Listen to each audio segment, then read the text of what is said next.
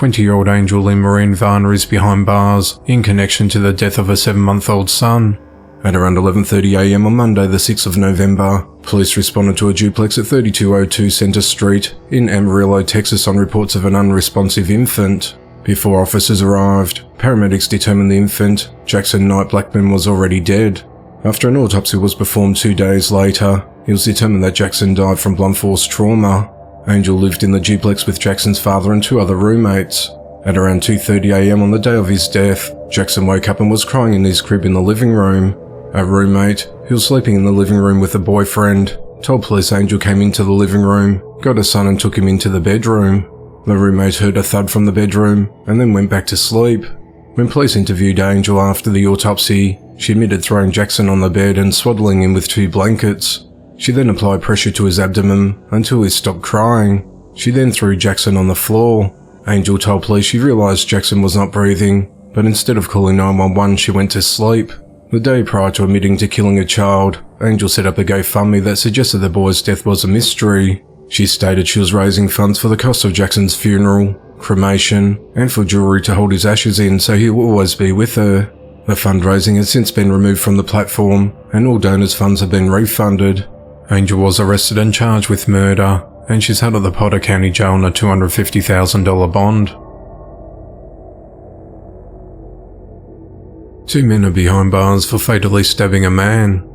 At 10:44 a.m. on Wednesday the 8th of November, authorities responded to the area of 521 Loop Street in Collinsville, Illinois, and reports of an unresponsive male found lying in a ditch. When officers arrived, they found a man with a large laceration to his upper torso, and he was pronounced dead at the scene.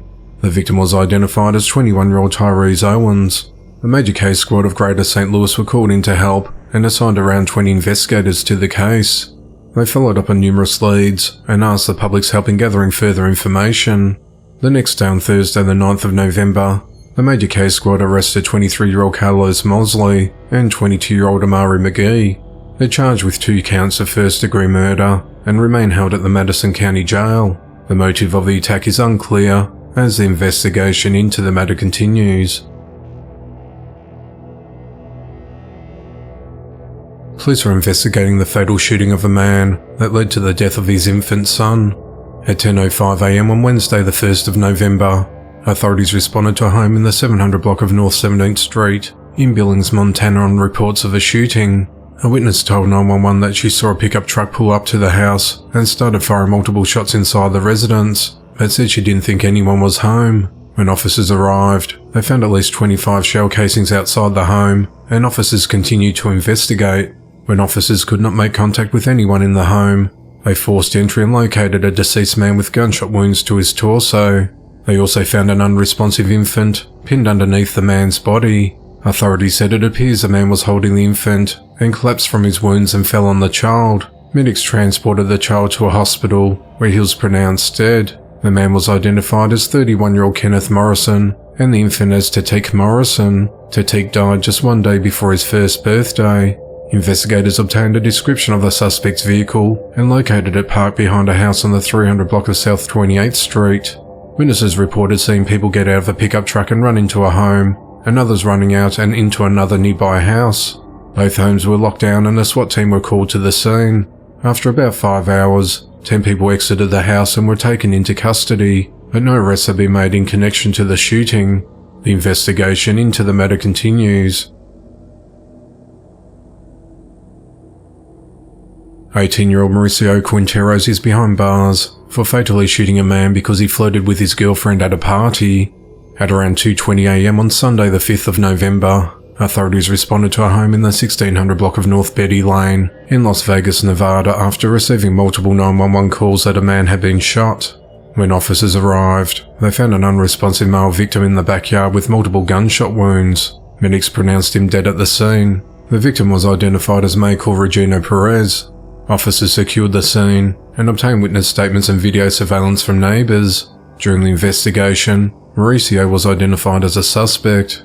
Police said that the victim was attending the party when a physical altercation occurred and the suspect shot him before fleeing the scene.